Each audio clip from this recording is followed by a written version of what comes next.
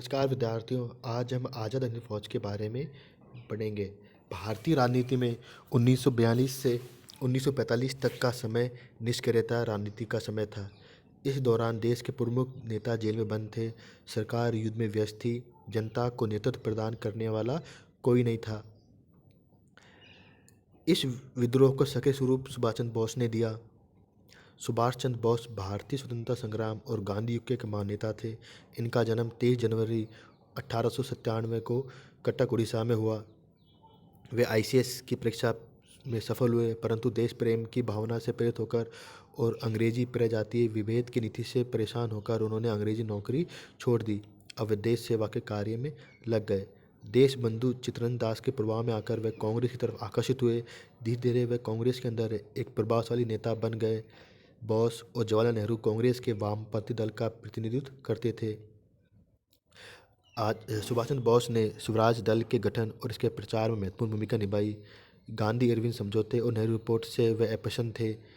Nehru report के विरोध करने के लिए उन्होंने इंडिपेंडेंट लीग बनाई। उन्होंने साइमन कमीशन बहिष्कार के प्रश्न पर गांधी जी की नीति की आलोचना भी की। वैचारिक भिन्नता के कारण गांधी जी और जवाहरलाल नेहरू के संबंध बिगड़ते गए। इसी पृष्ठभूमि में 1939 में कांग्रेस का त्रिपुरी अधिवेशन हुआ। गांधी जी पट्टाभी सीतारामैया को कांग्रेस का अध्यक्ष बनाना चाहते थे, वामपंथी सुभाष चंद्र बोस को। दोनों के बीच चुनाव हुए। चुनाव में सीतारामैया की हार हुई, मात्र 1376 वोट मिले।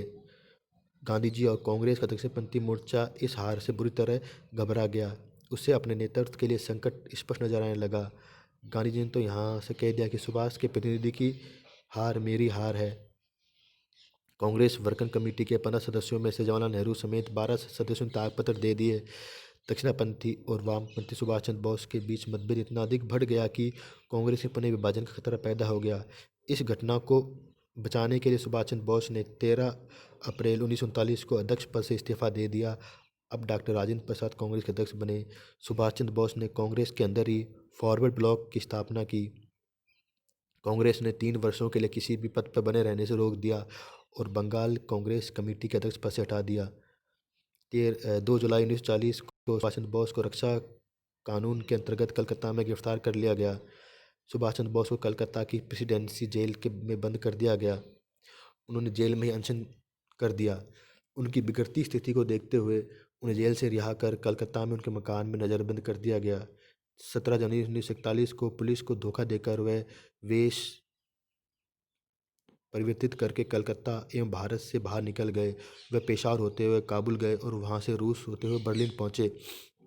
बर्लिन में उन्होंने हिटलर के प्रमुख सहयोगी से साथ वार्ता कर बर्लिन रेडियो से ब्रिटिश विरोधी प्रचार एवं जर्मनी में भारतीय युद्धबंदियों के सहयोग से आज़ाद हिंद फौज के गठन का सुझाव रखा, जिसे जर्मन की सरकार ने स्वीकार कर लिया। लेकिन जर्मनी सरकार सुभाष के इस प्रस्ताव से सहमत नहीं हुई कि जर्मनी, इटली और जापान संयुक्त रूप से भारत की स्वतंत्रता की घोषणा करेंगे। जर्मनी में बोस को नेताजी की उपाधि मिली। नेताजी जर्मनी के सहयोग से भारत पर रूस के रास्ते आक्रमण करना चाहते थे। उन्होंने जर्मनी में भारतीय सैनिकों के 2 दस्ते स्थापित किए। रोम और पेरिस में उन्होंने स्वतंत्र भारतीय केंद्र की स्थापना की। 1947 में जापान को युद्ध में तेजी से सफलता मिली। सिंगापुर, मलेशिया और बर्मा अंग्रेजों के हाथों से निकल गए। उनका प्रभाव क्षेत्र संकुचित होने लगा। जापान की प्रगति देखकर प्रसिद्ध क्रांतिकारी रासबिहारी बोस ने टोक्यो सम्मेलन में इंडियन नेशनल आर्मी के गठन की योजना बनाई। साथ ही इंडियन इंडिपेंडेंस लीग की स्थापना भी हुई। इसका अधिवेशन बैंकॉक में जून 1942 में हुआ, जिसमें दक्षिण पूर्व एशिया के देशों के लगभग 100 प्रतिनिधियों ने भाग लिया।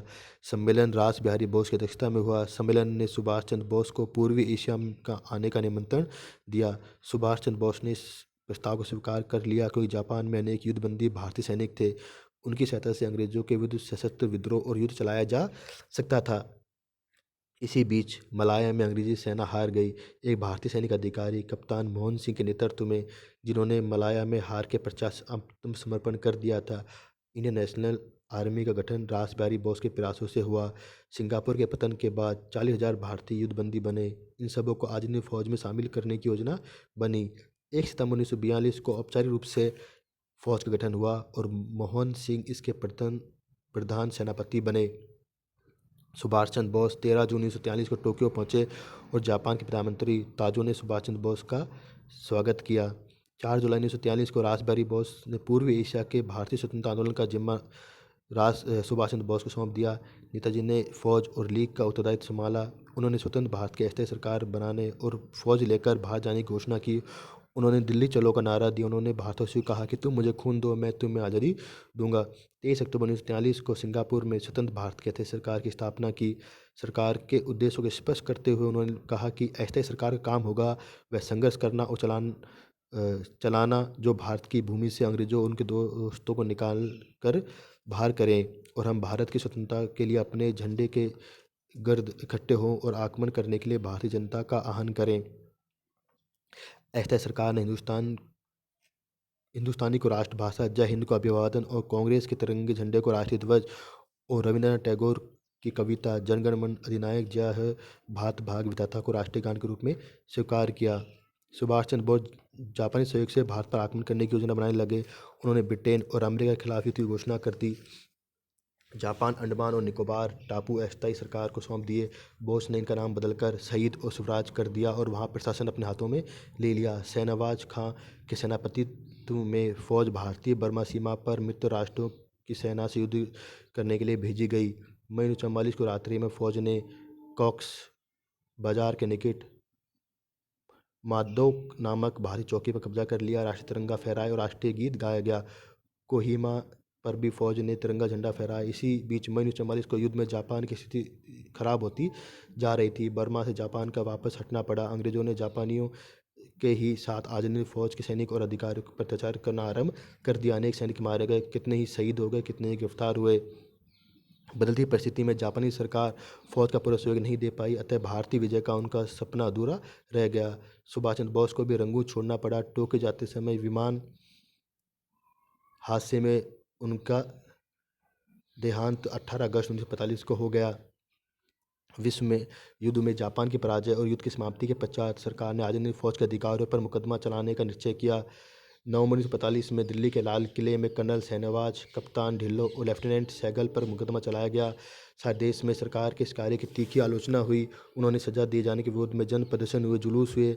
कलकत्ता में प्रदर्शनकारियों ने सेना और पुलिस पर पथराव किए। सारे देश में इन नेताओं को रिहा करने की मांग की जाने लगी।